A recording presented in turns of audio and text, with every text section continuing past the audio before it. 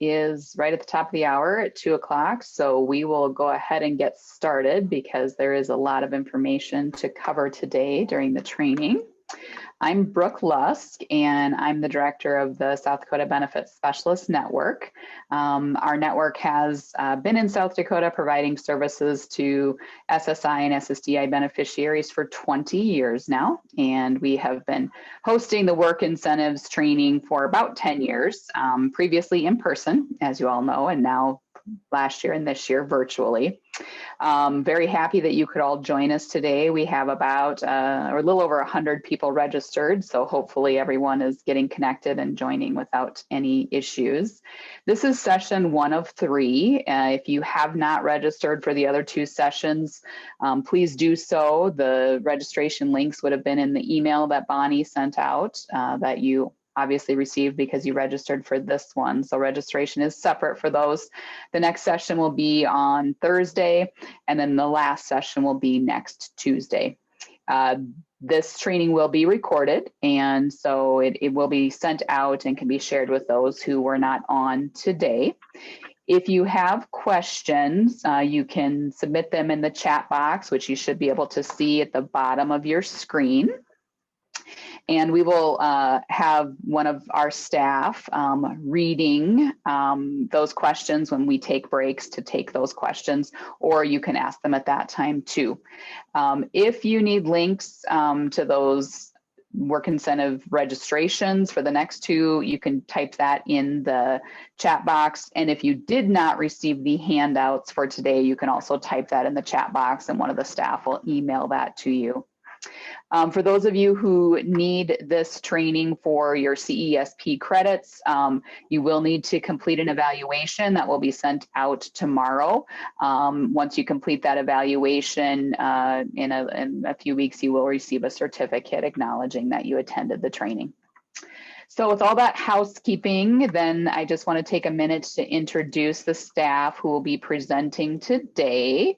First, we have Barry Grafad, and Barry has been a benefits specialist with us for 8 years, and prior to that, he was a case manager for 28 years. Barry provides services in Western South Dakota. Bonnie Gusso, and Bonnie has been a benefits specialist for over 6 years. She covers the southeast part of South Dakota. Her office is based in Yankton. And then we also have Tara Boehm, and Tara has been a benefits specialist since 2011, and she covers the central part of the state. And last but not least, we have our technology guru who will be working things in the background, and that's Brad Knichni. Brad has been a benefits specialist with our organization for a little over 6 years, and he is located in Brookings. He covers the northeast corner of the state, areas like Madison, Brookings, Watertown, and Aberdeen.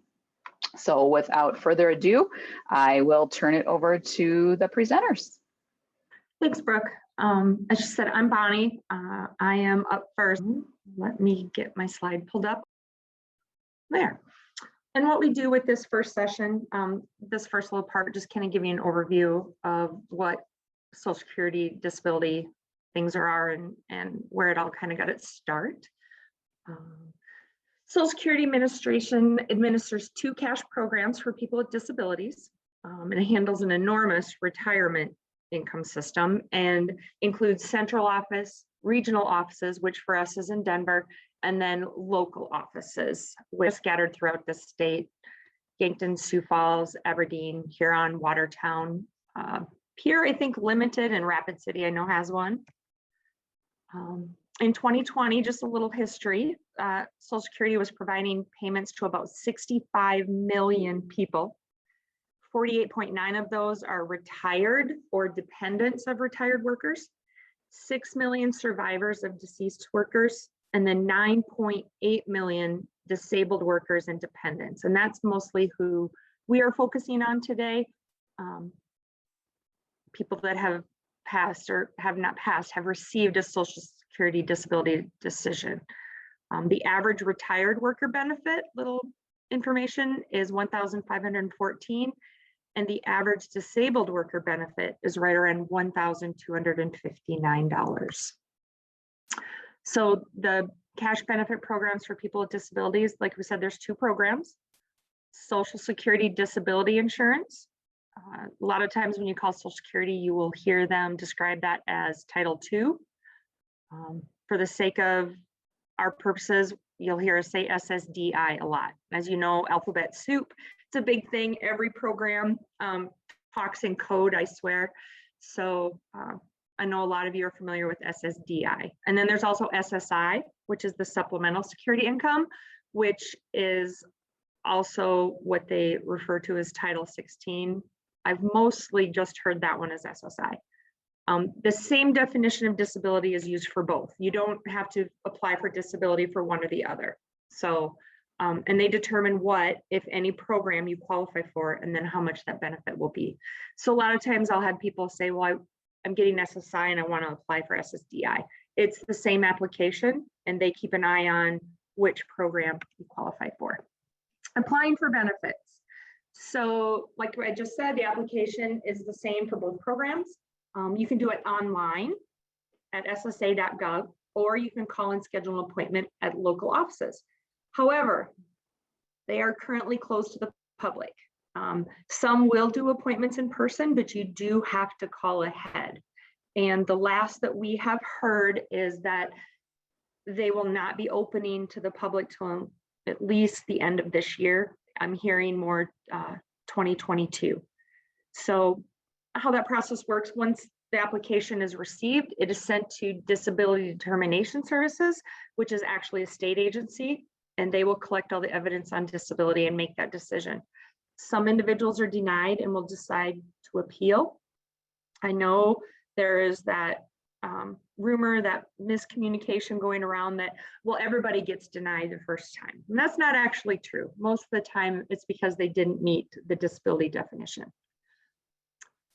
which is under Social Security's rules.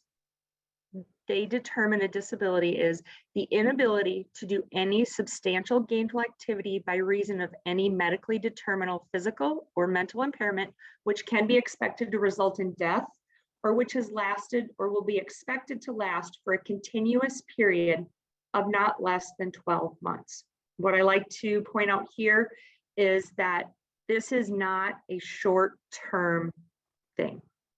So unless your disability is well documented and the diagnosis is something that will last more than 12 months, you will not meet this definition. So here's the things that they will go through. Are you working at or above SGA? So we'll talk about that later. It's depending on how much you're making each month. Are your impairments severe? Do you meet or equal a listing? And that's their listings of impairments. Can you do your past relevant work, or can you do any other work? So these are things to keep in mind. These are things that Social Security will be checking off. So SSDI is an insurance system. Individual must have a relevant work history. So basically you have to have had worked several years and you earn credits. Depending on your age and disability, how fast you're in those credits is different. For those of us, someone that does not have a disability, a total of 40. So for an individual, it would take 10 years to become fully insured to be eligible for Social Security. So, and they must have a work history or be related to. You can be the child, the spouse, a former spouse, or parent. It will vary depending on when that work income was earned and how much was earned, whether or not you get those credits. So for SSDI on your own account, your first check begins on the 6th month after entitlement. So there's a waiting period. They'll have a date of disability onset, and then the next will be your eligibility date or entitlement date. So that's the date that the check will start. The cash will be deposited. And they can go back for up to 12 months. I know I've seen some people even have larger back payments than that. So SSDI or Title II. Number one, you can get it on your own record. So you've been paying in, that's been coming out of your check. Now you're ready, or you need to basically start drawing. Disabled adult child, you'll hear a lot of people, it's either a DAC or a childhood disability beneficiary, which is a CDB. And that means that your parent has triggered their Social Security, whether it be retirement or disability. And then there's also that disabled widower benefit. So there's a lot of parameters, and it's something you can ask the local office about. If you receive SSDI on your own record, so that means that you have worked and you paid in. You've earned sufficient amount in a sufficient amount of time of quarters in the relevant time. So number of quarters, like we said, differs depending on your age and whether or not you have a disability. And then your minor children or your spouse can also receive off of that record. So we'll talk a little bit, this is the DAC or the CDB. You must be over 18. No one under the age 18 will receive this benefit. They may receive a survivor's, but it won't be connected to whether or not they have a disability. So they must be disabled by the definition before age 22. So in order for someone to qualify, it has to have been a child with disability. And then the worker or the parent is disabled, retired, or deceased. And then once an adult child marries, so if someone's getting a DAC benefit and they get married, their eligibility will end. So a lot of times we joke that we are marriage counselors too. So we'll have a lot of questions about what happens if I get married. And then just quick on the widower, you must be a widower of a surviving divorced spouse, but you cannot get those before age 50. And that's got a lot of other things that they look at with it. So now we're going to jump into the other program. So we joke that, we have our SSDI hat on. Now you have to take that hat off and now put your SSI hat on. It may be the same office, but they don't always talk to each other. We joke and like to say they're not even friends or they're not on speaking terms. So SSI is a needs-based program. You must be financially needy. It has a very strict asset and resource guideline, which I know everyone is aware of. $2,000 is the most that they can have in resources. So what happens once a person qualifies and their benefits start? Well, once you qualify, it's not a lifetime thing. At least it wasn't started out. They hope that someone would eventually be able to work off benefits. So they do medical continuing disability reviews. You'll hear us say medical CDRs, and that will just be to check in to make sure that that person's disability is ongoing and has lasted, as long for the period that it needs to. The standard that they look for is medical improvement. So it doesn't have to be cured, for lack of a better word, but have they made medical improvement? And there are regularly scheduled review periods or events which can trigger a review. So a lot of times we'll be able to see that someone is a 3+. So that means that they're going to, in a good year, be medically reviewed every 3 years. As we know, Social Security sometimes gets behind on those things. So addressing barriers to employment that beneficiaries identify. So this is kind of you can type your answers in chat, or what reasons do you hear most often as to why someone doesn't want to work if they're receiving Social Security benefits? And we'll just give you a second here and see what kind of pops up, if anybody's got any that, what do you hear? Well, I can't work. I'm on Social Security, I can't work. And, well, why not? Why can't you work? So, yep. Insurance, yes. I don't want to wear a mask. Oh my gosh, only this year would that one come up. They get more assistance, yes. All of these are so relevant, and I know we all hear them a lot. It is too much work to report wages. Yes, that's a good one too. So anyways, that's what we're here for, and hopefully that's what you're here for, that we can all learn how can we support that person to have a successful return to work. We joke that I hear so many times, what could I do? I don't care about my cash benefit, just don't take my health insurance. So as we go through all of these programs over the next 3 sessions, you're going to hear a lot about what we can do and what work incentives there are for someone that, hey, you can get a job and we can help you retain your health benefits. Or we can show that you're always money ahead when you work on SSI, even though, yes, some things go down. So hopefully by the end of our three sessions together, we'll be able to help support you and support the people that you help. So that's kind of the end of my little session. It's just kind of our little introductory. And so I am going to hand it over to Barry. He will be jumping right into SSI. Take it away, Barry. Thank you, Bonnie. Good afternoon, everyone. We're going to go talk about SSI and work incentives. And then at the end, we're going to use the case scenarios and the SSI calculation sheet a little bit. The first part of this is going to be about SSI and work incentives. As Bonnie explained, there's two different systems, the Ssdi, Social Security Disability Insurance for people who have paid into the system and have money there in the system to collect back on if something happens and they become disabled. But up until 1974, there wasn't really a consistent system for people that didn't fall into that category, people who haven't paid in enough in order to have money in the system to collect on. Each state kind of had their own separate welfare system, but in 1974, they created the SSI system, or the Supplemental Security Income, to fill that gap. Now, Supplemental Security Income is just what it says. It's supplemental. It's to provide basic living, your basic food and shelter needs.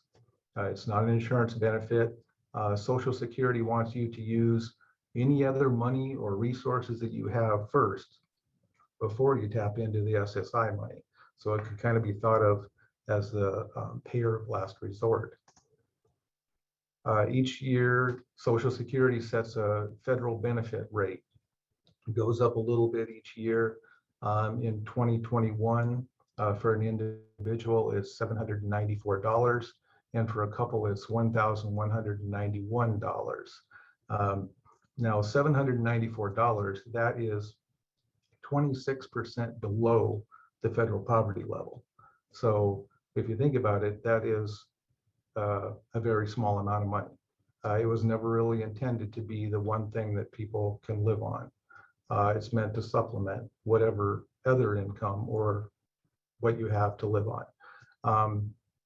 Unfortunately, a lot of people are in that situation where that's the only thing they have to live on.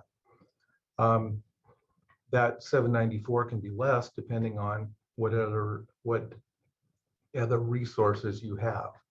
And there's both a children's SSI program and an adult SSI program. SSI is usually received on the first of the month, where SSDI or retirement benefits can be spread out throughout the month at different times. For couples benefits, if someone is married or presenting as married, then the couple rate is $1,191.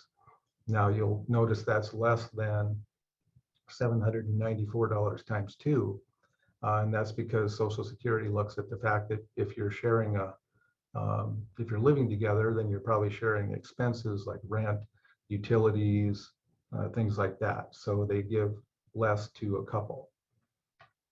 As far as resources, they are allowed to have one house and one car. Even though it might take 2 cars to get to 2 different jobs, you're allowed to have one. The other one counts as a resource.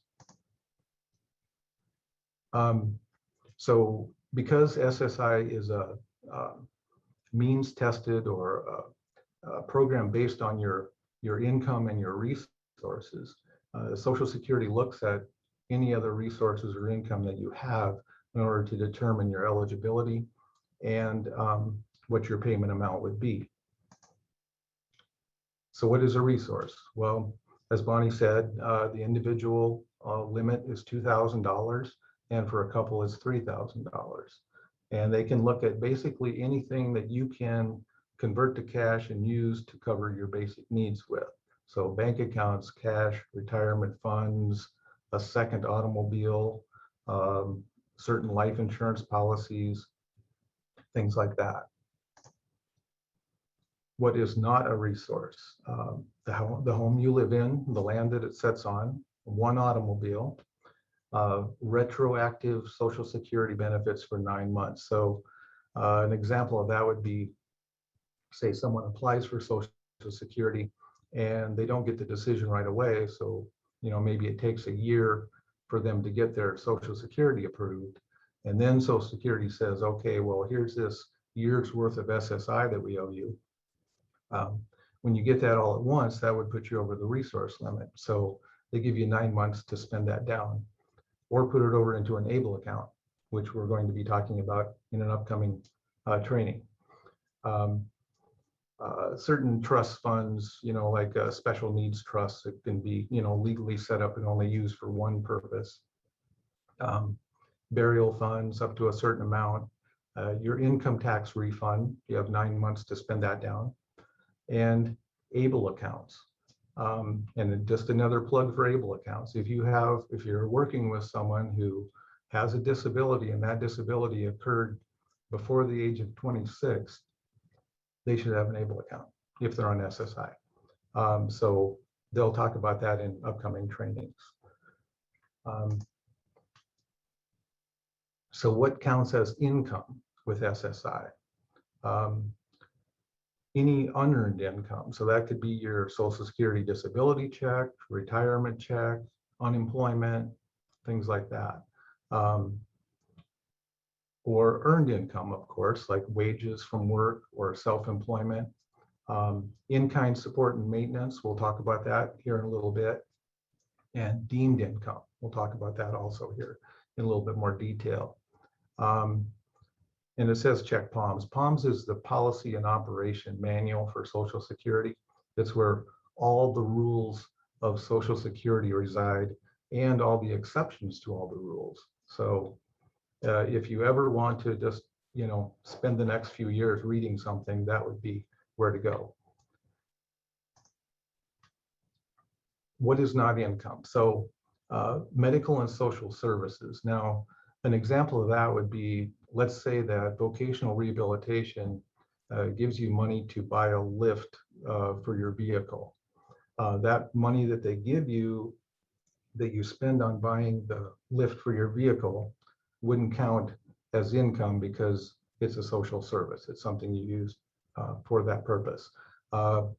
You get money from the state to have an attendant come in the morning and get you ready for work or get you up. That money that the state pays for that attendant care doesn't count as income because that's a medical or social service. As we said, your income tax refund, loans, because you have to pay loans back. Somebody that pays bills other than food or shelter. So, I've had students whose parents pay their cell phone bill. I've never got them gigged on that. So that could possibly fall into that category. So deeming. Deeming is when someone has a legal obligation to provide for someone else. And then they're going to look at that. Social Security is going to look at that. The most common thing you're going to see is if you are working with someone who's on SSI and they're under 18, a child, then the parents or guardian or people that child that have a legal responsibility to take care of that child, they're going to look at the income of those people or of that family. So, that's why a lot of times you'll see a child under the age of 18 who has a disability, but they're not on SSI and they're not on Medicaid. Well, that's because they're looking at the income of the parents and how much income is deemed to them. So that's one type, parent to minor child deeming. Also, in a married couple, if you have one person who has a disability and they're on SSI, but their husband or wife doesn't have a disability and they're working, they're going to count that income in the deeming formula for that household.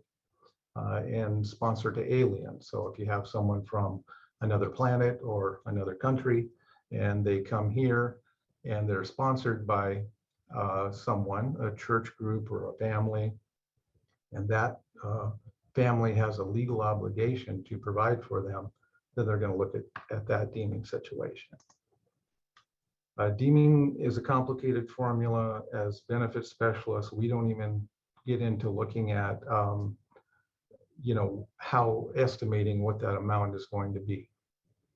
We leave that up to Social Security. When they get their letter from Social Security saying either you aren't eligible for SSI because of whatever reason, or this is your new amount, it'll have the deeming formula on there and it'll show how they came to that conclusion. In-kind support and maintenance is another thing that can affect an SSI amount. So it doesn't necessarily have to be cash that someone gets in order to affect their SSI. The most common situation you're going to see with in-kind support and maintenance is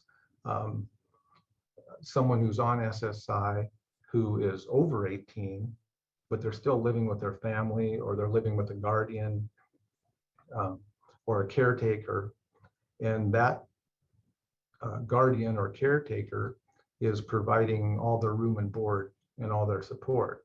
So then Social Security is going to look at that as in-kind support and maintenance. And generally in a situation like that, their SSI is reduced by 1/3. So they're going to look at the things that that person provides. With in-kind support and maintenance, each situation is different. They're going to look at how much money is coming into that household, how many, what are the expenses of that household, how many people are living there, and they're going to, in Social Security's words, find out is that person paying their fair share. So if they're paying their fair share of the expenses, then they would get the full $794 to pay their expenses with. If they're not paying their fair share, if somebody's helping them and providing all the room and board and living expenses, then it's probably going to be reduced by 1/3. So there's different kinds of income that Social Security looks at when they are determining how much your SSI is. And one type, of course, is unearned income. So examples of that, like we said before, would be an SSDI check if you get a little bit of Social Security disability insurance, cash that somebody may be paying you, pensions, unemployment insurance benefits, alimony, child support, things like that. Excluded unearned income, as we said before, is like your tax refund. You have a certain amount of time to pay that down. Food stamps, low-income energy assistance programs, infrequent or irregular small check amounts. So if you mow the neighbor's yard and get $20 once during the summer, infrequent, a little amount of money. Formal loans that you have an obligation to repay. So you get a loan from the bank, that's just not free money, you owe it back, plus interest. So scholarships or grants used for tuition or books if you use that money for your school. So later on, we're going to use the calculation sheets and we're going to kind of break it down a little bit, but just the basics of this are there are certain general exclusions or certain exclusions just in the SSI formula when you have unearned and earned income. For unearned income, you get a general income exclusion of $20. So in Mary's example, Mary gets SSI and she receives alimony of $200 every month. So she has $200 unearned income. They give her a $20 general income exclusion, which lowers her countable unearned income to $180. She has a base SSI amount of $794. So you deduct the countable unearned income, 180, and her new SSI amount is 614.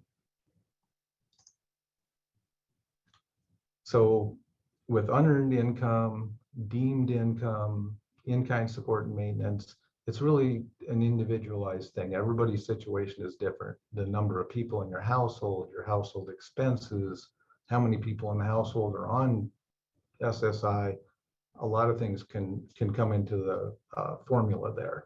And so it's really an individualized thing. As we said, most of the time, what you're going to see if it's deemed income, it's going to be a situation where the person on SSI is under 18, so they're counting the parent's income.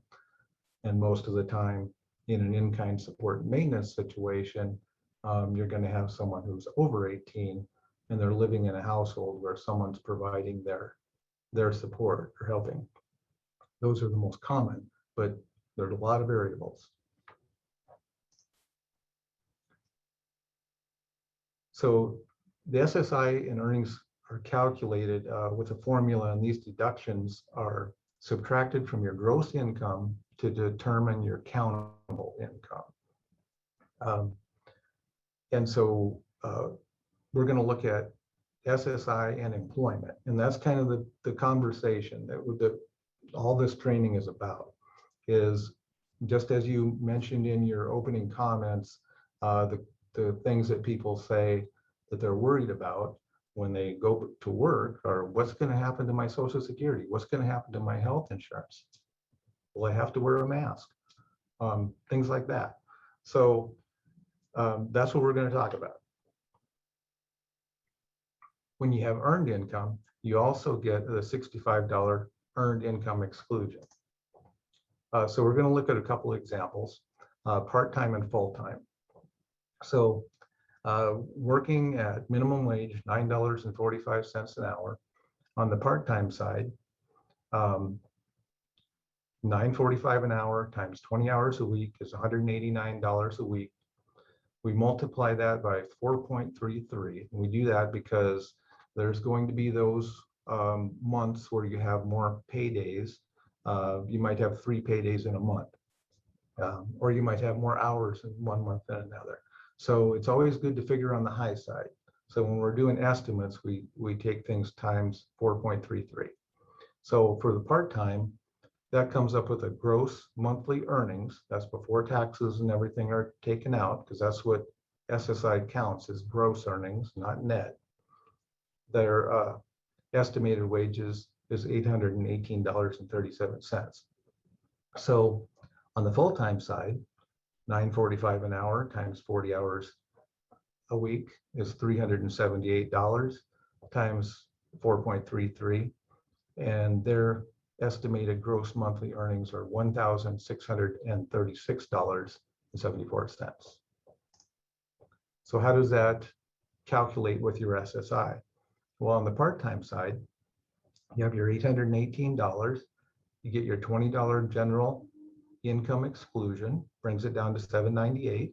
Then you get your $65 earned income exclusion, brings it down to $733. Then you divide it by 2 because they only count half of it. And that leaves your monthly countable income at $366. On the full-time side, you start with $1,636. You get your $20 general income exclusion, your $65 earned income exclusion, brings it down to $1,551. You divide it by 2 because they only count half of it, and that makes your monthly countable income $775. So how does that affect your SSI? On the part-time side, you start with $794. You had a countable income of $366.69. So your adjusted SSI benefit is $427. That's what your SSI check would be. On the full-time side, if you're getting $794 and you have total countable income at $775, then your adjusted SSI check is $18.13. But what's the bottom line? That's the thing that we really try to concentrate on, is how much money you're actually coming out with at the end of the month. You're going to, on the part-time side, have gross earnings of $818. You'll have an adjusted SSI check of $427.31, And so your total monthly income at bottom line is $1,245. On the full-time side, you have $1,636 in earnings, gross earnings, your $18 SSI check, so you'll have $1,654 bottom line. So is there a point where SSI just goes to zero? Well, yeah. If you just kind of work the formula backwards, take 794 times 2 and add the $85 in deductions, at 1,673 this year is where would be the break-even point, and your SSI would be down to zero. Now, does that mean that you are off of SSI? No, it just means that your SSI is in suspension because you have more wages, than are allowed. But that just means your SSI is in suspension. If, let's say you're working a seasonal job and over the summer you're making great wages and everything's good, it means you don't get your 794, but you get your 1,673. And then at the end of the summer, your job ends for whatever reason and you don't have that income coming in. The SSI kicks back in again and you get the 794. So it doesn't mean that you're kicked off SSI. It just means that it's in suspension while you're making that higher amount. So when does earned income count? For SSI purposes, it counts when you receive it. So that's why we were talking about before about the 3 pay period months. There'll be those times when it looks like you're making a lot more money just because you received it all in one 30-day period or 31-day period. So SSI counts it when you receive it. So when you're reporting wages, and this is a really important part, you're reporting wages the first week of the month, everything you made in the previous month. So this is the first week of May. People should be reporting everything that they received in the month of April. And staying on top of that reporting and keeping it accurate is key to the whole process. We probably deal with that situation more than anything else as benefits specialists, is reporting wages accurately and trying to stay on top of that so that people don't get behind the ball and it's been 6 months since they've reported anything, and then we're trying to go back and figure all that out. So what are ways that you can report to Social Security? I put a few ways down here, some better than others. Everybody should have a socialsecurity.gov account. You guys should have them. We all should have them. You can go online, set it up. If someone is a guardian for someone else, I believe they can set up their account for them.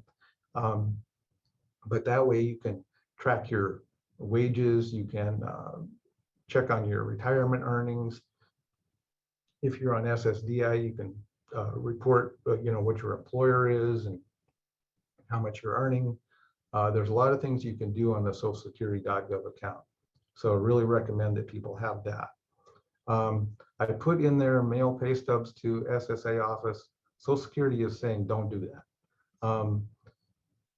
There's probably still people that are doing it, but there's very few people actually in the Social Security office. People are working from home.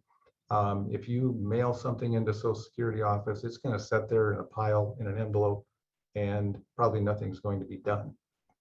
So what's the best thing you could do?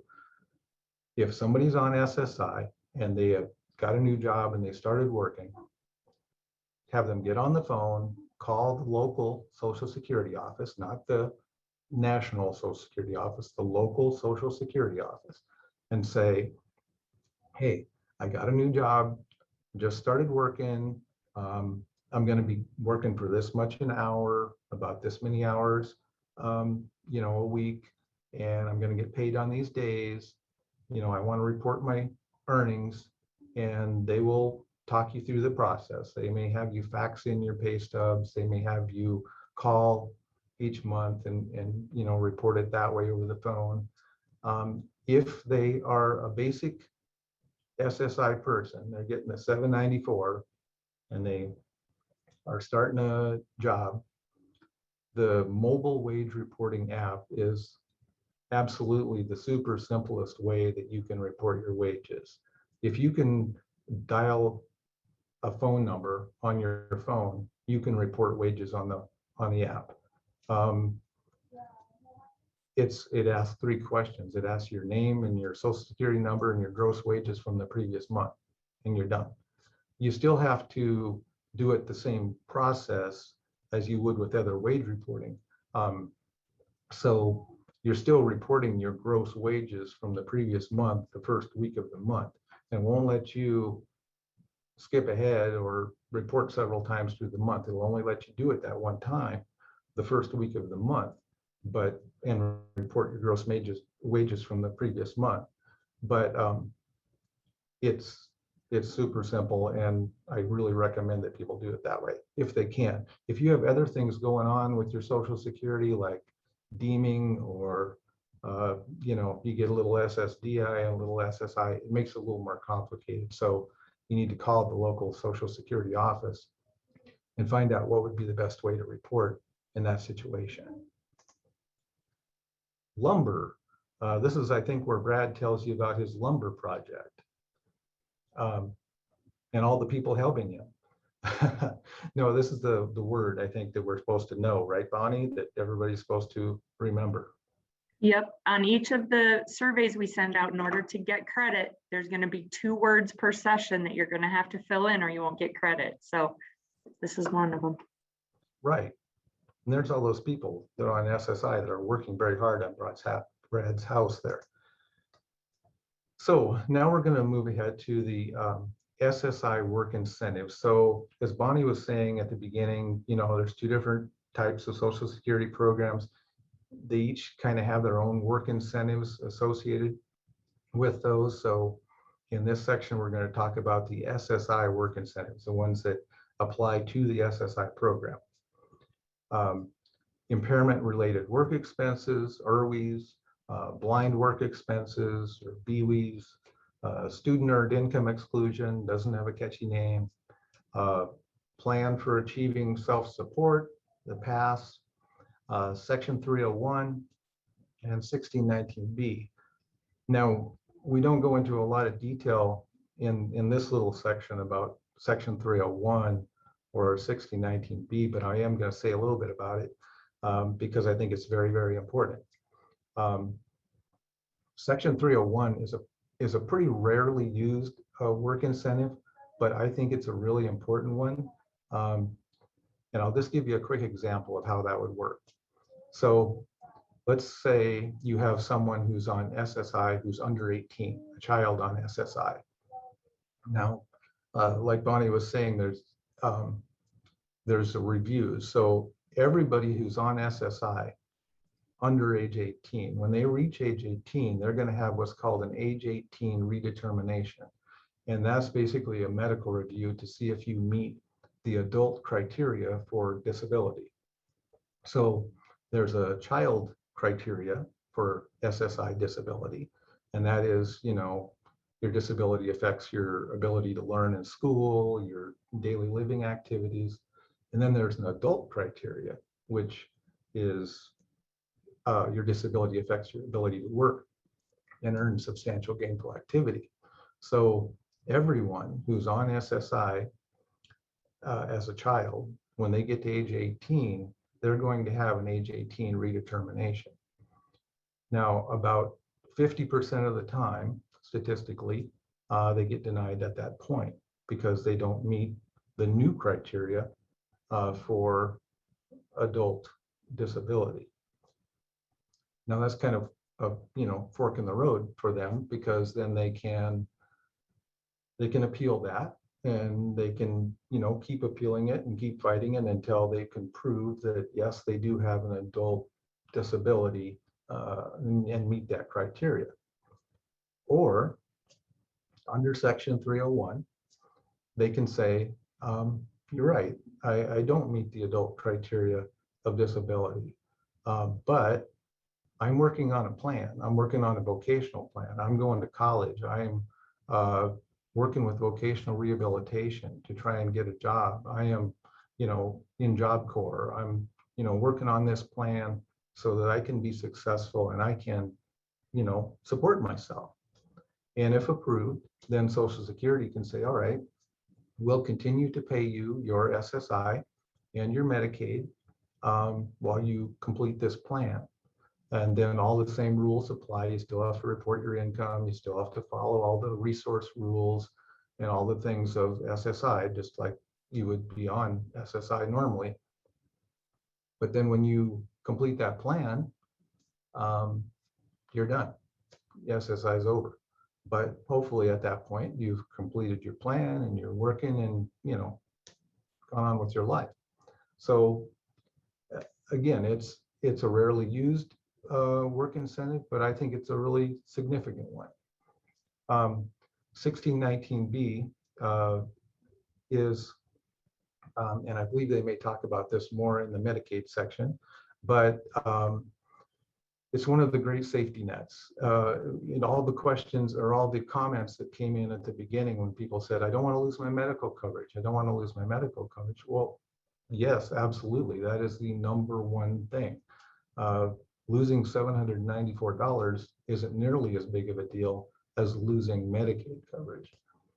So 1619B is a provision that if you work your way off of SSI, so if you go past that break-even point, you're making enough in wages that your SSI goes away, your Medicaid doesn't. You get to keep the Medicaid. Now there are annual limits in South Dakota. It's $40,500 a year, but there are some variables with that too. If you have exceptional medical expenses, that amount can be higher. So we'll go into a couple of the other work incentives, a little more detail. Impairment related work expenses, or IRWIs.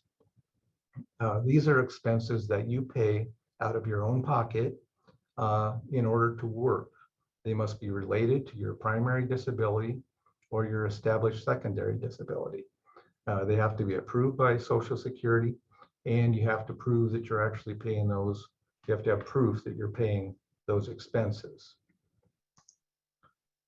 So examples of IRWIs can be medical appointment co-pays, prescription co-pays, prosthetic devices if you're paying for out of your own money, certain transportation costs if they are specialized transportation. So a dial-a-ride would be an example of that. You have to have a disability in order to use dial-a-ride. That's an approved transportation cost. Adaptive devices for automobiles if you're the one paying for it, things like that. And so where do IRWIs fit in the calculation formula? We're going to do this a little bit later on too, but basically the amount you pay for your IRWIs is going to be deducted before the divide by 2 calculation in the formula. So like in Mary's example here, Mary pays $100 a month for her specialized transportation to and from work. She gets paid $500 from her job. So she has $500 earned income. She gets the $20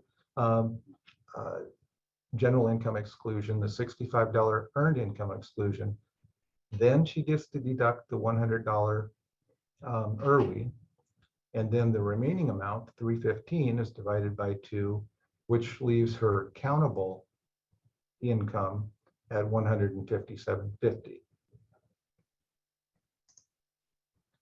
So blind work expense, or BWES. A person whose primary disability is statutory blindness can use blind work expense to deduct costs in a large list of items, a lot more things than you can with IRWIs.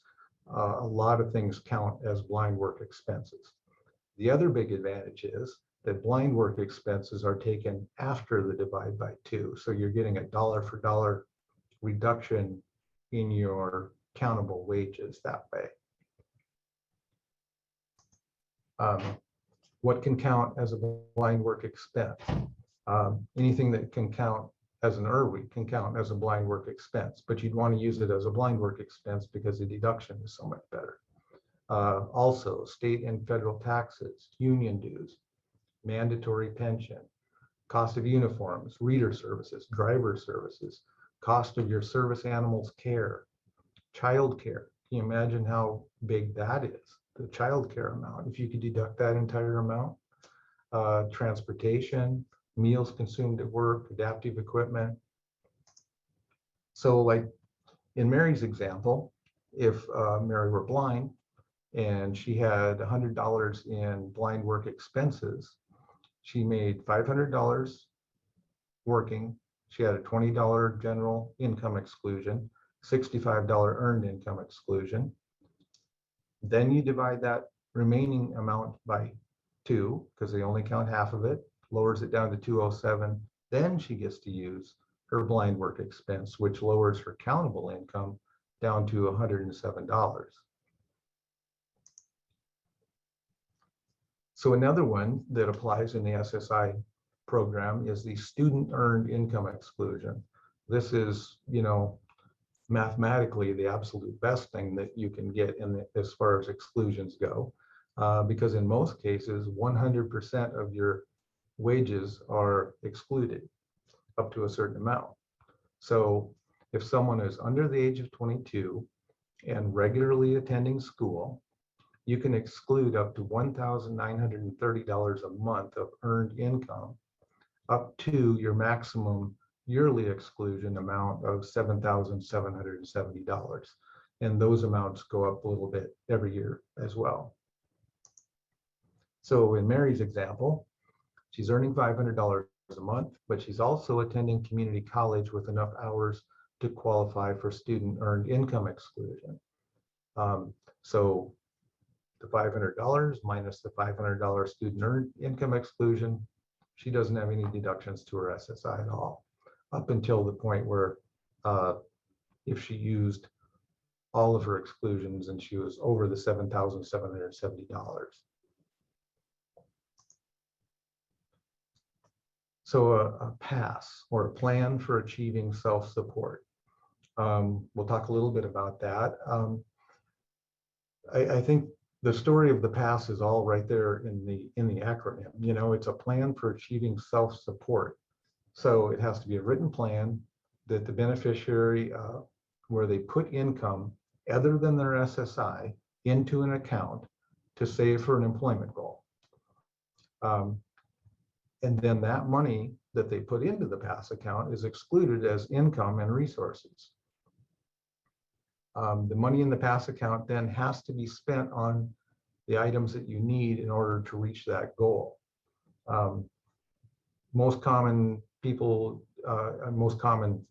use of a PASS is to start a business, or for college education, or for like long-term expenses like transportation and job coaching.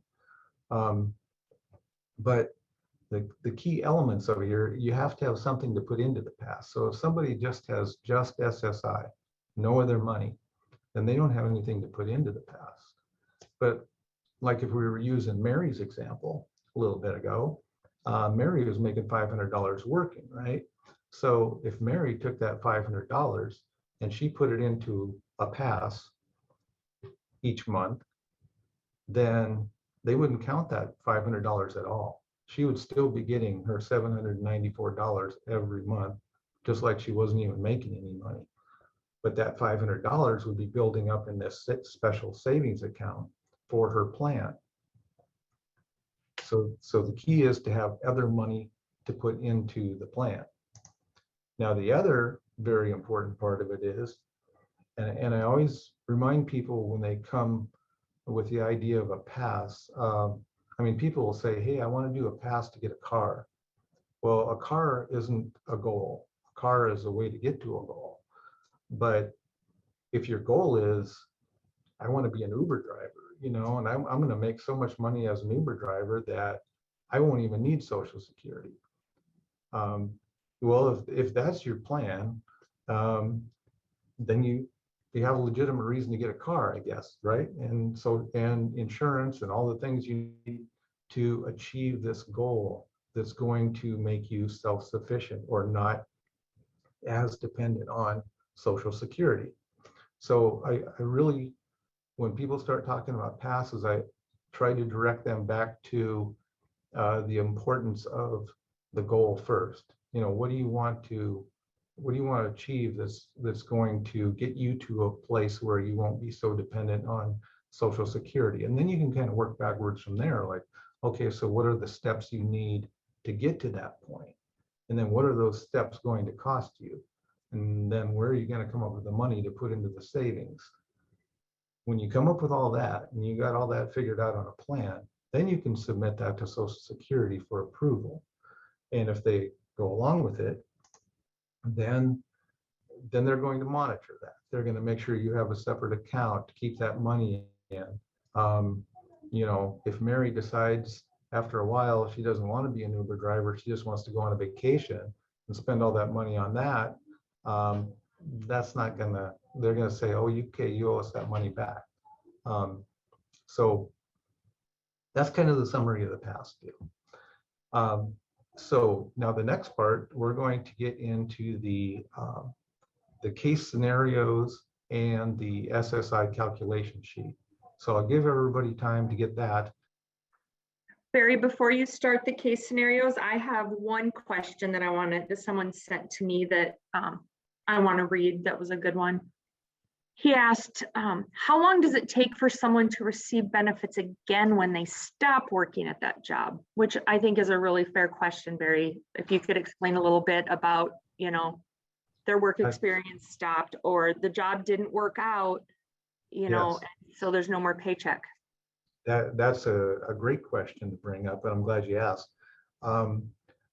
It's one of those things that is unfortunate with the SSI system, is that typically there's like a 2-month lag time from the time it's called retroactive reporting. So they look back 2 months at what's been going on and make adjustments based on that. So given the case of the person who's working a seasonal job, and I have this all the time out here in the hills area, people are working seasonal jobs, and then come September that job ends. So, you know, July, August, they're making great money. Their SSI is 0, but they're making $2,000 a month in wages. But then September, October rolls around and they're laid off, so they don't have their wages. The SSI doesn't start right back up right away. It might be November before they get the 794. So that's why it's really important to you know, work with people on managing benefits as well.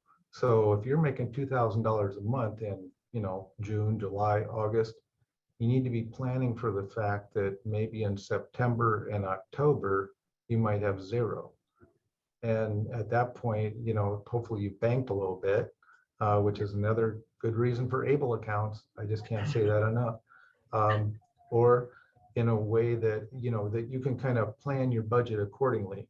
Mm-hmm. The other thing that kind of ties into is quickly reporting. If people don't report right away, if Social Security doesn't get your paychecks or, you know, your pay stubs, they're just going to estimate.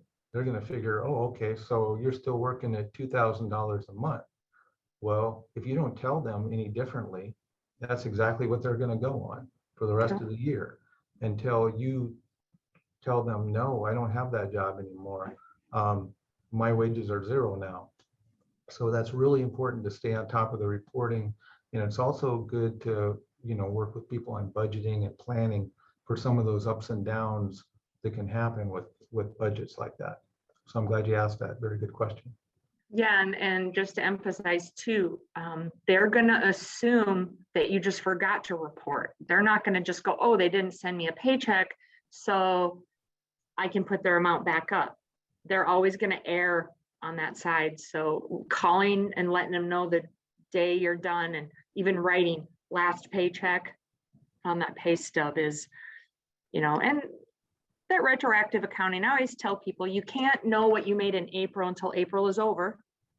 And so the sooner you can get it in that first week of May, well, you've already gotten that payment. So of course, you know, it doesn't affect till June. That's that 2-month lag. And I just think it's always going to be, but Yeah, it's all the more reason not to spend all your money the first week of the month. So budgeting is an important part of all of our jobs when you're working with individuals that are living on a, you know, a month-to-month income. So that's a really important aspect of it. for all of us, I think, Barry, because you Yes, can tell definitely. Barry Everybody. works a lot with our financial literacy stuff too. So he's good about helping with budgets. All right, I think I'm not seeing any more questions, Barry. So I think you can go ahead with the case scenarios. And In the first scenario, Jay tells his team that he wants to work full-time. He's receiving $794 a month in SSI benefits. What would you tell Jay? And you guys can just, you know, put your thoughts out there in chat. I don't know if I can see them. you should be able to, Barry, it'll come up on the side if you click on it. If you want to kind of monitor.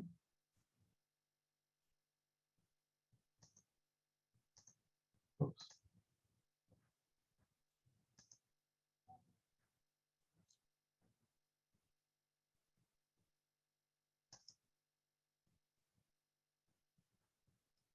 Well, I'm not, so you'll just have to tell me.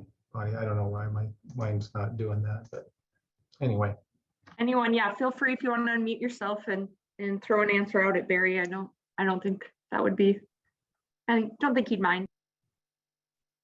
Well, one thing I want to just throw out here in this part, and this is just my little, you know, motivational interviewing soapbox.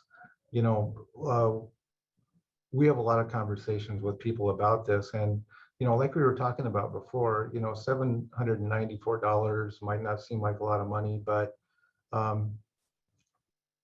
lot of people, a lot of families have worked very hard and went through a lot just to get to that point, just to get approved for Social Security, just to get approved for Medicaid. So the thought of losing it is a really scary thing.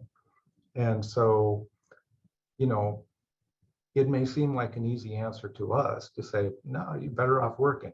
But, you know, that's not really seeing it from their perspective. And, you know, the thing that we really want to emphasize more than anything are the safety nets, the things that are built into this program that make it okay for you to go out and find a job you enjoy, find something fun to do, find something where you feel like you're contributing, do something that, you know, improves your mental and physical health.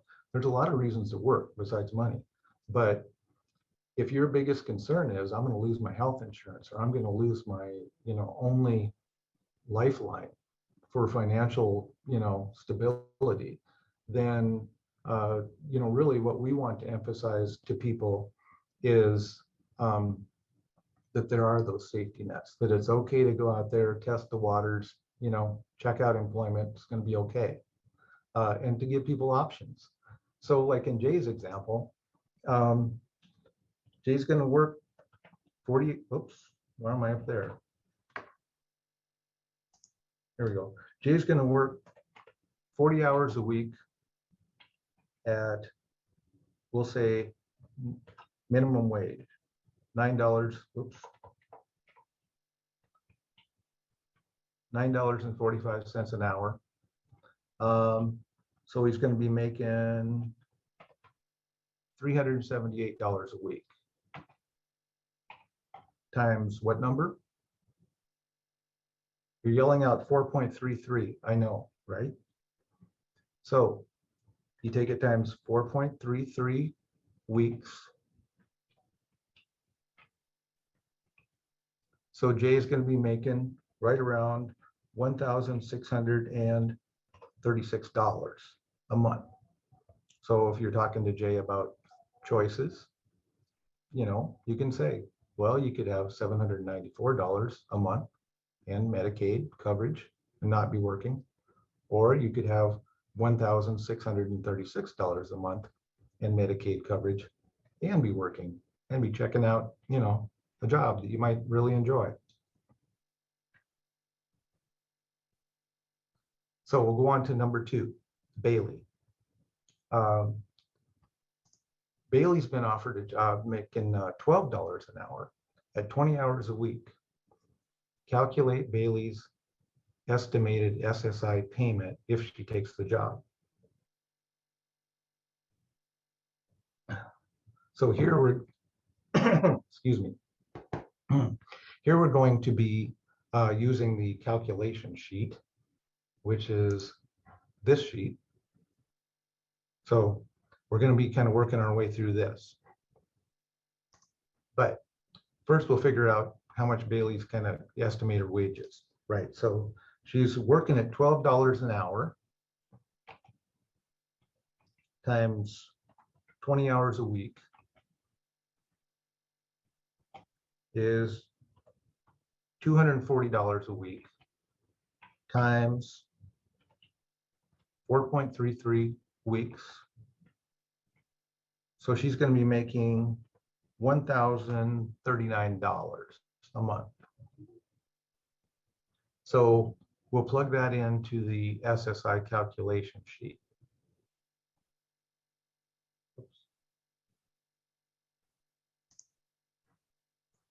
Okay, so does Bailey have any unearned income? No, she doesn't. Does she have earned income? Yes, she has $1,039 gross income. So she gets, and she doesn't have, that we know of, a student earned income exclusion. We go down to her general income exclusion. She gets to deduct $20 there, which lowers it to $1,019, right? Then she gets the $65 earned income exclusion, which lowers it to $954. She doesn't have any IRWIs that we know of. Then we divide $954 by 2 because they only count half of it, which makes it $477. So her total countable earned income is $477. So in the next section, she has no unearned income. She has countable earned income of $477. So her total countable earned income is $477. She gets SSI base amount of $794 a month minus her countable income, $477, and that adjusts her SSI payment down to $317. So what's her bottom line? She gets an adjusted SSI payment of $317. She has a gross earned income of $1,039. So her total income received is $1,356. So hopefully that makes sense. So even after you adjust the SSI and find out what her SSI payment is, then you have to remember to go back and get her gross earned income, what she's making in wages, and that's where you come with the total financial outcome.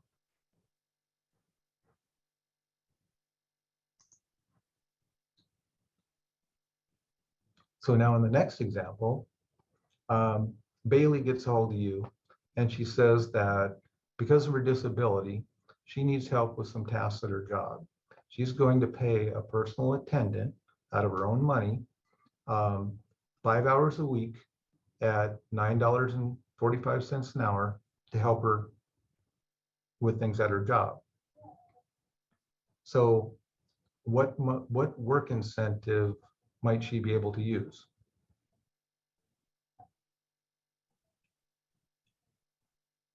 I can't see the typing of people, but if people are saying IRWI, they are right. Is everybody saying IRWI? Okay, good. So how is that going to affect her SSI? So first we have to figure out how much Bailey is paying each month for this personal assistant that she needs. So we do it the same way. And IRWI counts the amount of money that she's actually paying to that person to help her out. So 5 hours a week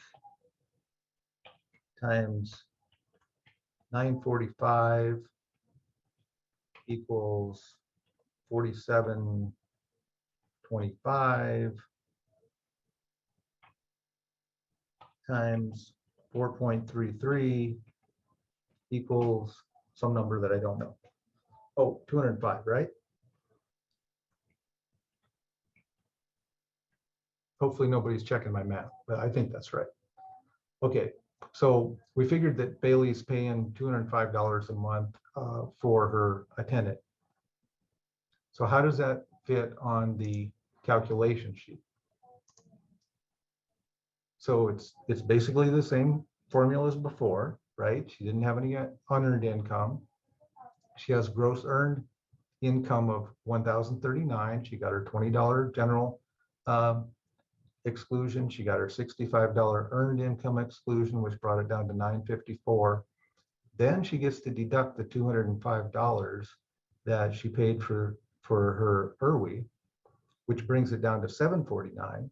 Divide by 2 is $374.50 for her countable earned income. So if you take $374.50 away from her base $794, that leaves her an adjusted SSI payment of $419.50. So now in the bottom section, if you take her adjusted SSI payment of $419.50, her total gross income of $1,039, that has a total income that she has coming in of $1,458.50. But then you have to deduct the amount that she's paying out of her own pocket each month for her attendant care worker or assistant, and that brings her total financial income to $1,253.50. Still, she's working part-time. She's making way more than $794, and that's even after she pays for someone to assist her.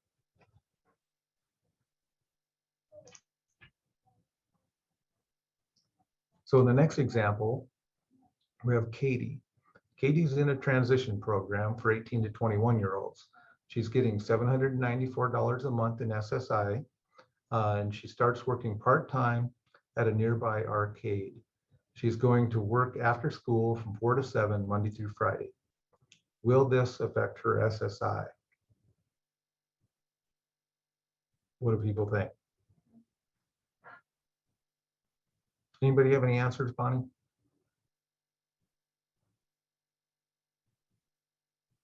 Someone just said no because she is in school. Someone else said depends on her wage. Very good. Yes, the Jesse, no. So they're rolling in. okay, good. All right, so yes, in Katie's case, we can assume from this that she is on that she's a student. She's under 22. She's attending school, so she should be able to get the student earned income exclusion. So working part-time like she is, she's going to be well under the amount for the student earned income exclusion. So in Katie's case, none of her wages are going to count, and she'll get the full SSI amount. Now, does she need to report her income to Social Security? Yes, she definitely still has to report her income to Social Security. And what would be the best way for Katie to do it? In her case, probably the app on her phone, because she just got basic 794. She's got a part-time job. It'd be super easy for Katie to stay on top of that and keep it reported. And with the student earned income exclusion, a lot of times we have to right up front make sure that Social Security knows this person is a student. A lot of times I'm working with families and they just assume, oh, okay, well, they'll know that they're a student. Social Security doesn't know anything unless you tell them. So you have to say, yes, you are a student. Sometimes you got to, provide an IEP or some documentation of the program that you're in. But once you do that, then they can make the adjustment in their system so that you get that student earned income exclusion. So now we'll go to Doug. Doug receives $529 in SSI, and he lives with his parents. His friend told him that his sister is getting $900 in benefits and that he should be getting more money. Why is Doug getting less than the full benefit amount each month? Is anybody putting answers in there, Bonnie? And I have student earned income exclusion. I have in-kind, deemed income, sharing housing expenses. He's not living alone. He lives with his parents. His parents cover his living expenses. So. Exactly. Yes. In-kind support and maintenance. That is probably Doug's situation, because someone's paying his living expenses. His Social Security, his SSI is reduced by 1/3. So 1/3 reduction on 794 is 529. Can Doug get $900 in benefits each month? Well, that kind of depends too. I mean, if he's just on SSI, no, because the most he's going to get is 794. Now, I guess you could, if you put enough thought into it, maybe Doug worked long enough and paid in long enough where he starts collecting some Social Security disability himself, and maybe at some point Doug can. But at this point, from what we know, probably not. So the last one is Kelly.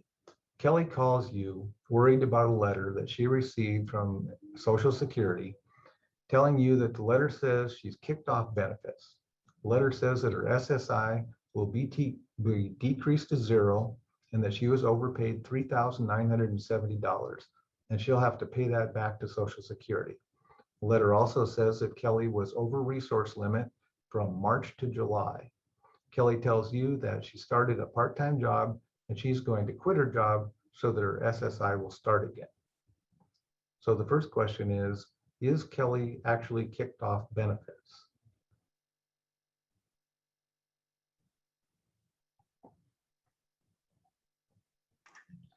No. In suspension? Yes. Good. People were paying attention. No. Yep. She is in suspension. She's not kicked off benefits. Should Kelly stop working? You know our answer to that. Right. Well, like I say, sometimes that's an easy answer, but sometimes it's a little more complicated from their perspective. Yeah, I mean, she probably got real scared when she got that letter, and maybe she thinks that's going to solve the problem. But they are scary letters. I'm getting a lot of no's. So yeah, so if you put it down, on paper, yes. and you say, okay, yep. You're getting 0 now, and but you got some wages coming in. If you stop working, then where are you going to be? Then you're going to have 0 wages and 0 SSI. Yep. So that's definitely not a better position to be in financially. And one person answered, which is very honest, she may want to, but no. So. Yeah, she won't be in a better financial situation. We know that. So yep. And the other thing, I guess that'll kind of get to it in our next question of what do you think caused her overpayment?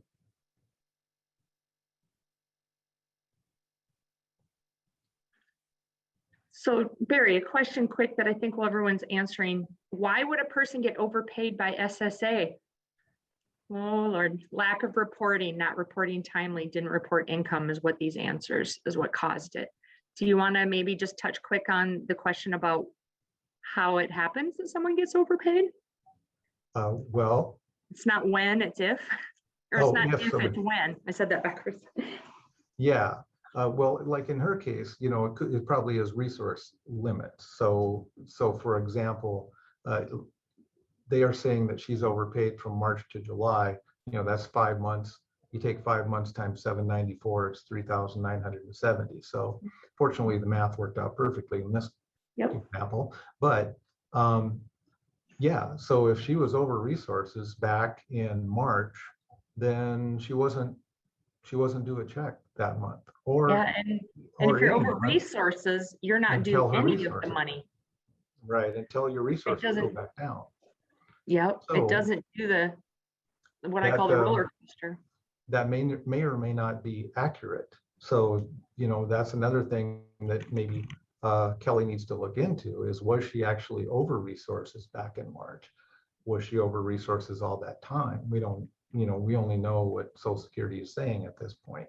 So if she brings her resources down below $2,000 or whenever she did, then that's when her benefits should start back up again. And if somebody mentioned the not reporting, that can always be a possibility if you're not reporting your wages accurately.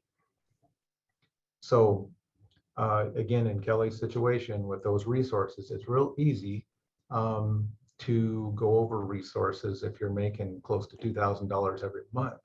And so maybe she needs to look into a ABLE account or something like that. So that's everything that I have on this. Barry, I did remind me afterwards too for us to talk. I did get a request that maybe we could send out the case scenarios with our answers. And I told them that you and I would talk afterwards. And, that's maybe a good idea so people can kind of take some time. Yep, I'm getting yes, pleases. Yep. So I guess we've never done that before. That's probably not a bad idea. So I'll work with Barry at the end here, and we will get them sent out. So yeah, any questions? That was a lot. That's a big section that Barry, you need to not have laryngitis when you do this section. That's a big one for him to do all of that. So yes, our brains hurt too sometimes. And like I said, it gets to be a lot, and we're just trying to give you an understanding. Don't feel like you have to tomorrow go out and calculate someone's SSI.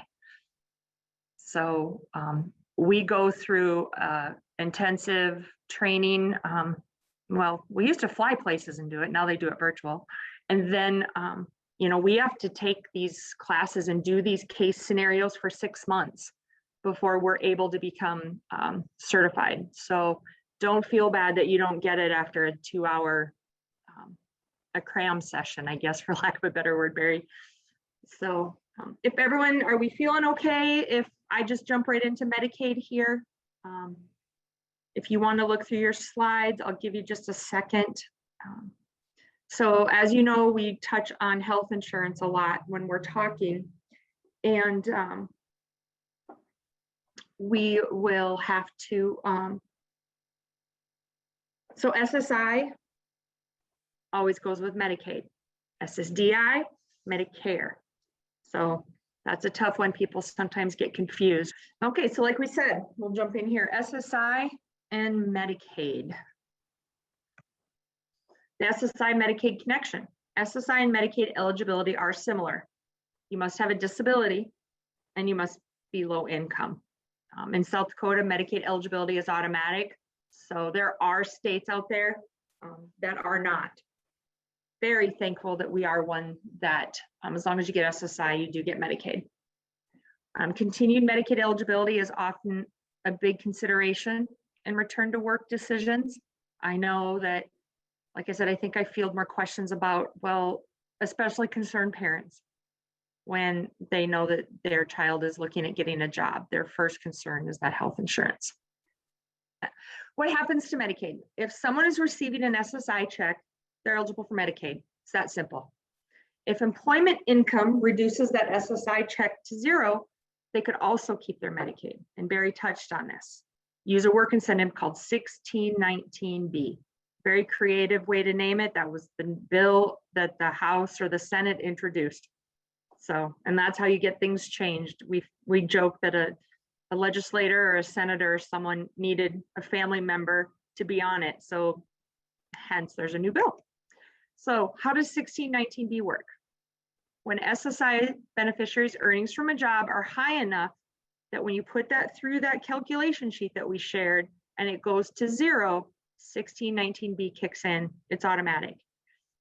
In South Dakota, I think Barry shared this, you can earn $40,450 and still keep Medicaid. So that is 1619B is just probably one of my favorite work incentives. In addition, they can request an individualized threshold to make that higher. So it's very rare. I myself have never worked with one, but there are ways if a person's personal out-of-pocket healthcare costs are so significant, that number can be made more individualized and be higher.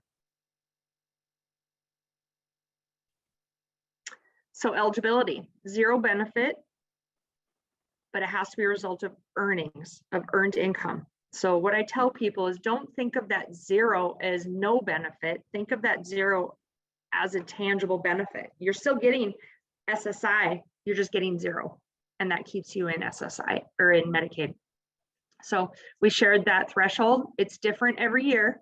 So make sure if you have people that are close to that, that you're reaching out to one of us to find out what that is. We usually find out around February what that is.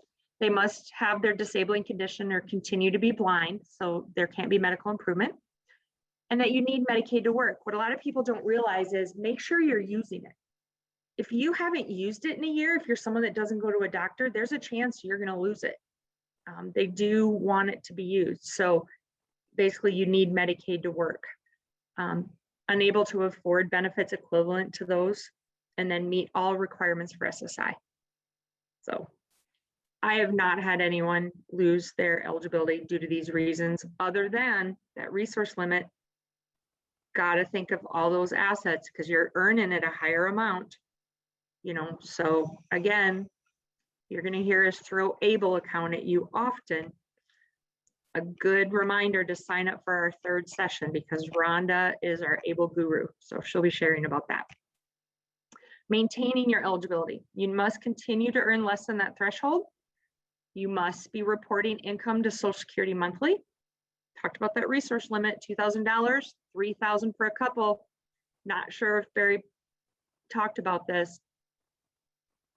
If you present as a couple, if two people live in a one-room apartment or one-bedroom apartment, and you present yourself as a couple and you're sharing bills, you don't have to be married for Social Security to see you as a couple.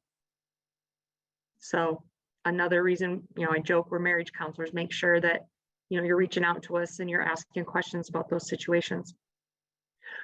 Unearned income will impact your eligibility. SSDI, pension, unemployment, or a spouse's income. So again, you know, as we said, SSI is always that payer of last resort. And then I'm going to touch a little bit on that. Unearned income.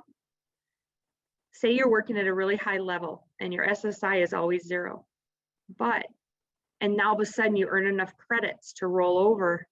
Social Security wants to put you into SSDI.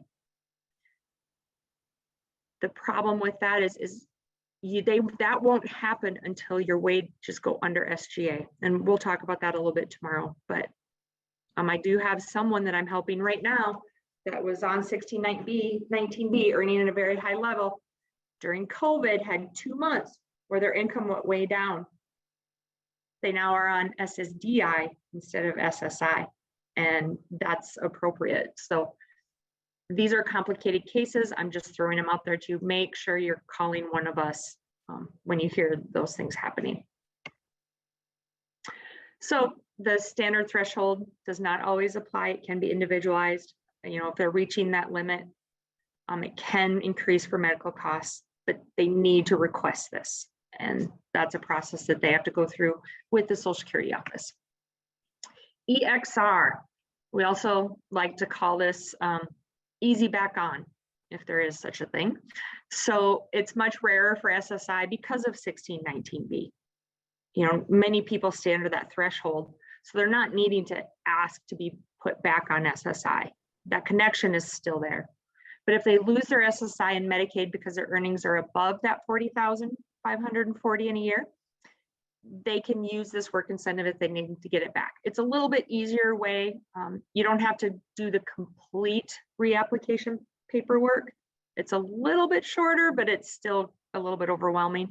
This is one of the few things about getting on benefits that we can help with if you've lost your benefits due to work. If you lose SSI cash in 1619, be eligibility for 12 months. So you have to be, say you get terminated because you're over resource limit, but you get it under the next month.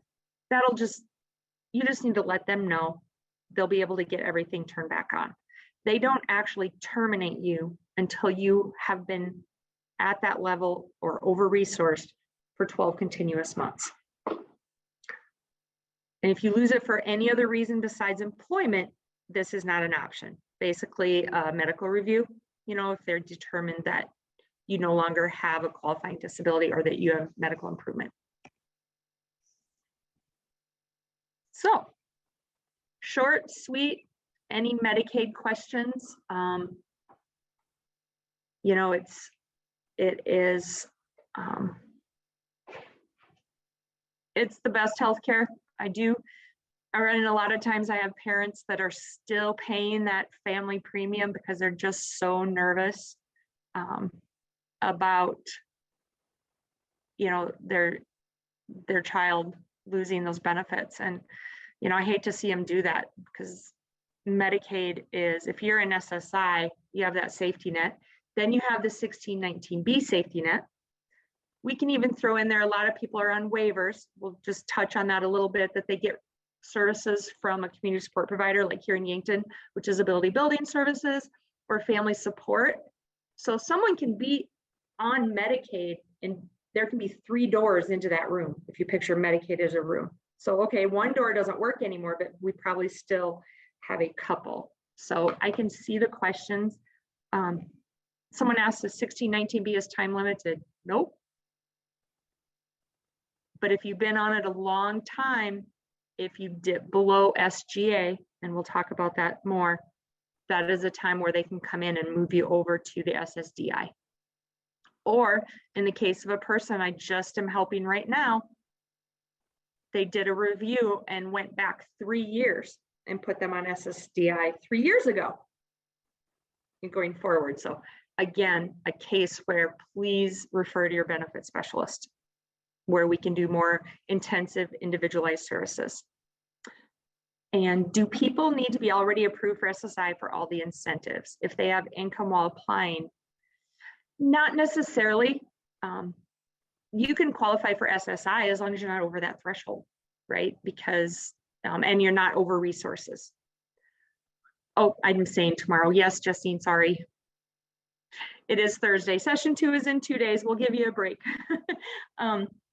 So if they have income, they will not be denied unless it's at a high level, but they do need to be under resources before they apply. So yes, and transition age students and things like that have always been considered high priority for us.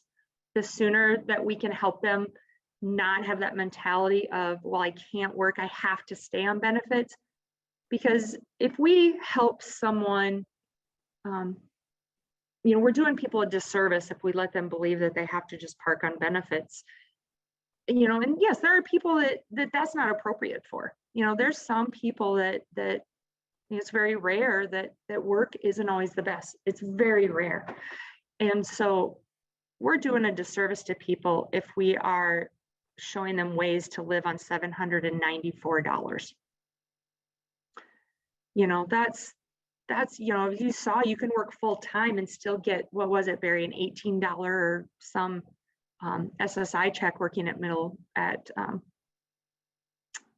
minimum wage. So, that's poverty. So the more that we can support people and get them ahead, and then you can put Social Security money into an ABLE account. So I'm not going to answer that about special needs trusts. That is lawyer talk, and that gets a little more complicated. It depends on how the special needs trust is set up. So if that is in the initial, I always refer people to attorneys. And then, even then, I have someone here in town that the special needs trust has been kicked back from Social Security 3 times. They won't approve it. Something's not worded right. And they're like, nope, and so make sure you're working closely with your attorney in your Social Security office for special needs trusts. So, and that's why we like those ABLE accounts. Those are something that you and the person you're supporting can open up without having to have complicated legal documents drawn up. So, good question. What if a person receives health insurance through their job? Can they still stay on Medicaid? Yep. Medicaid loves being last payer. It saves our state money if you think about it. If someone is on Medicare and Medicaid, Medicaid likes Medicare to pay first, right? Because it saves from the state pool of money. It's more of a federal pool. And then only thing is I don't like to see someone have to pay a premium for work insurance, benefits through the employer if it costs them something when they already have Medicaid. So there are, instances it gets complicated, that Medicaid may want to pay that premium because it saves them money. So make sure you're working with us on those situations. Prior to applying for benefits, do they look at resources prior to application date? If you just want to start, they look at the application date. So later on, we'll talk about MAUD. Again, Rhonda will talk about that in our 3rd session, which is a week from today. Get signed up. MAUD can go back 3 months, but they will be looking at resources for those 3 months. So, but they will be looking at resources and things like that. And then, I don't know how many of you have looked at this, but Social Security sometimes will question how you got rid of those resources. If you have more than one car, you can't just give it away. And so you got to be real careful with things like that, because they're going to still ding you for what they consider the fair value of that item. So those are things that we can also help with. And then, be talking to Social Security and communication. I always tell people, when in doubt, if you're asking whether or not you should call Social Security, call them. I'd rather see you call them 3 times more than you should than the 1 time that you shouldn't. So anyways, if that's all the questions about Medicaid, Tara has a little, is going to talk about people who receive both. And she also does this one after the SSDI, so that we put it on both of them so you guys can kind of see how it works together. Hello, everyone. So we're winding down here for the day, and I don't have a whole lot of slides. I'm Tara Boehm, and it's been a long time since Brooke introduced us. I work in Pierre, and I cover the central part of the state from the North Dakota border down to Nebraska border. And I've done this since 2011. It's always so satisfying to watch someone that was scared to go to work for fear of losing their benefits, or just to succeed, even just for that self-fulfillment.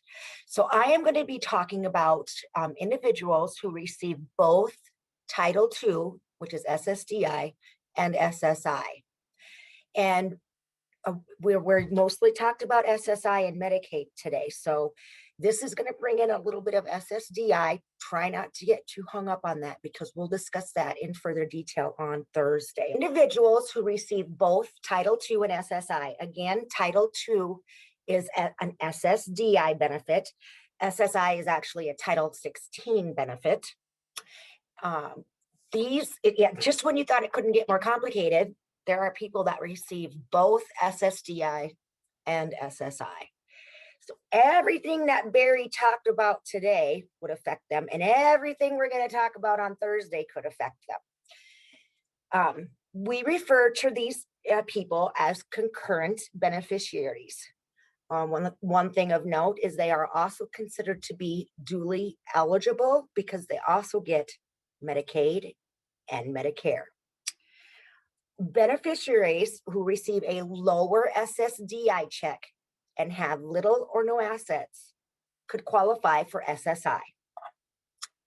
And a lot of times they do. So how does a beneficiary qualify for both benefits? The disability definition is the same for both SSI and SSDI. It's just that most people who qualify for SSDI have income and assets that are too high for SSI. And for those that don't, SSI can step in if their income and assets are low enough. The average SSDI beneficiary this year gets about $1,277 a month in a SSDI benefit. So even if that person had less than $2,000 in assets, any SSI check would be zero. They would not be eligible for SSI. So there's a $1,277 benefit. We subtract $20 general income exclusion. Countable income becomes $1,257. That is greater than $794, which is the federal benefit rate for this year. There is no SSI eligibility. Again, this will make more sense on Thursday for the SSDI and the unearned income portion. But if the SSDI check was lower, let's say they only get $400 in an SSDI check, they get a $20 general income disregard, which brings the countable unearned income. SSDI is unearned income. The countable unearned income for SSI becomes $380. That's less than $814. No, that's less than $794. So the person's SSI check is $414.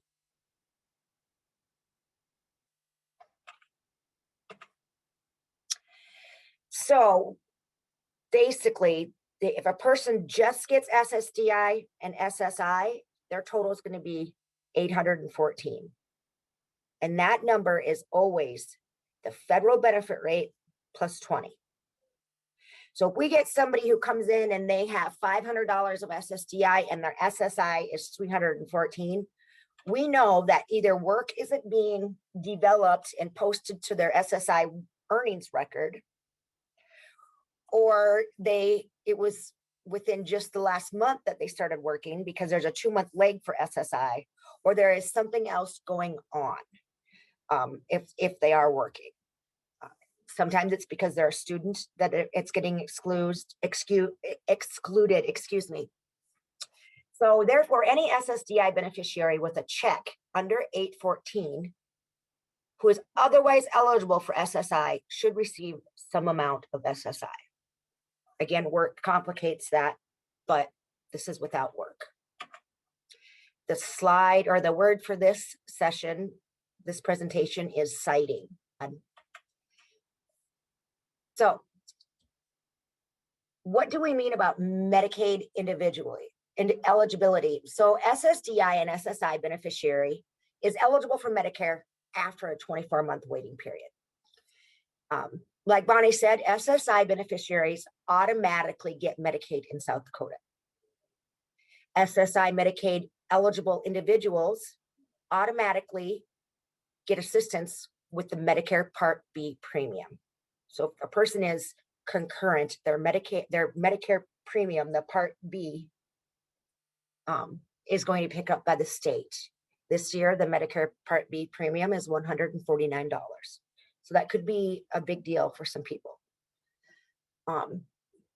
Individual will also be duly eligible for extra help.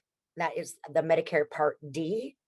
They will be eligible for the full extra help, which is a subsidy that helps cover prescription costs for the Part D.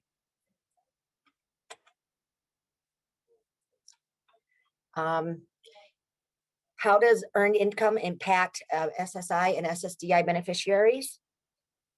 All income or all work incentives will apply to somebody who receives SSDI and SSI. SSDI check is subject to all the SSDI work incentives and rules, which we'll go over Thursday. SSI check is subject to all SSI work incentives and rules, such as those that Barry went through earlier.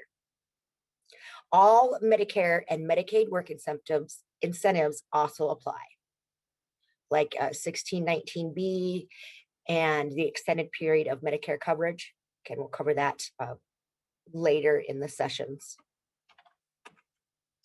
And that is the end of that portion. Are you guys all ready for a good night's rest? I've been doing this for some years now, and I learned something new, if not every day, at least every week.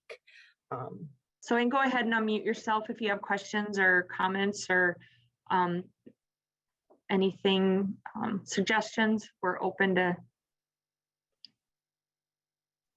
There should be an attachment that's got all of our contact info listed. And I'm probably going to send that with each one. So each one of you have, in case some people aren't at all the sessions, and then the listing for the local offices and their contact info. I know I have personally spoken to the manager of the Yankton office, and one person is in the office every day. And he says they make it so one person is there answering mail, opening letters, putting in pay stubs, answering faxes. So things are getting answered. So, and that person's just not doing phone calls and not doing walk-ins. So he did make comment, he gets a lot of angry window pounders, and I get it. You know, people just, it's important, and people get worried about these things and they want to talk to someone. And I know all of you have tried to call Social Security, and it, you know, it's not the easiest process. You just gotta listen to all the prompts, but you can eventually get to where you can push 0 and talk to a person. So one thing I did notice on the page that's for the Social Security offices, the fax number for Huron Social Security Administration is incorrect. They gave out a new fax number since they went to COVID, and that goes directly to their computers. Are you able to share that, Tara? I thought I was told that I couldn't share that. You can, we can. Nobody told me that I couldn't. Okay, okay. 833-873-4345.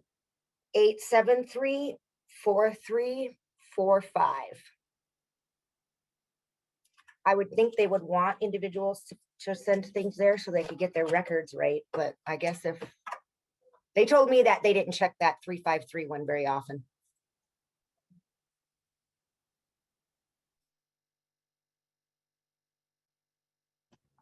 Tara, can you give that one more time? Yeah, you didn't hear it from me. 833-873-4345.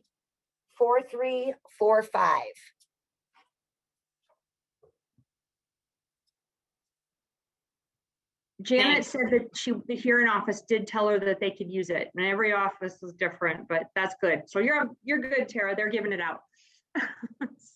Sorry, I think I'm going to double check with mine. Oh, someone's sharing the Sioux Falls one. This is awesome. I want that one too. You know what? I will gather all of these and I'll include it in the email. How's that sound?